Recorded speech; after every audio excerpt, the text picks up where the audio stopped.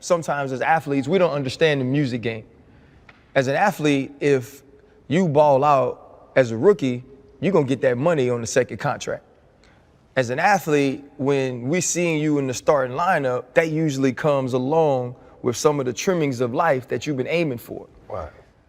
You recently said that when you signed with P and you got the house and you got the car, that was the first time you had something in your own name. Yeah. The beginning of my career, Suge Knight had everything in his name.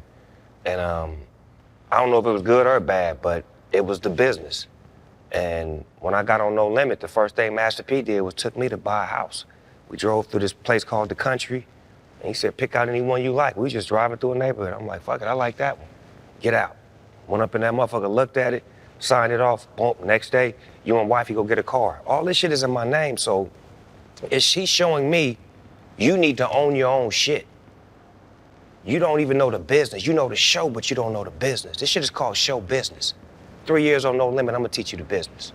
You talk about learning that business, and I'm from New Orleans, and so P and Cash Money, like those were the people that I grew up on in music. It was every now and then when there is a Snoop or there is a Pac or there is a Biggie, you get drawn to them because those are the names. But for us, it was those people, and we didn't see P as this mogul that it seems like he was, being able to pass down game to people like you. You had a song that you were set to release that P told you not to. Yeah, it was called Fuck Death Row. And you mentioned that kind of saved your life, though. It did, because P was smart enough to know that I wasn't ready to go to war. I just was vigilant, and I was like, fuck that, I gotta defend my pride, but my pride would've got me killed. When sometimes you gotta be smarter than the average bear, you gotta know and understand why you're here. And I needed him as a big brother and a mentor to pull me out of that bad environment, take me to the South, show me a different world. My family from Mississippi. See, sometimes you gotta get taken back to your roots. And I was able to go see my grandmother. I was able to drive back and forth to see certain family members, and it was showing me how to separate. Because at that time, I didn't know how to separate from the homies. I felt like I needed them with me everywhere I went.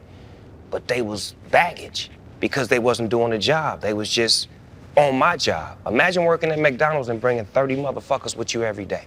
Right. And you ain't explaining to the manager why they're here. Just eating fries, making burgers, and doing what the fuck they want in the drive-through line. Yeah, we up here at McDonald's, we got this shit on lock.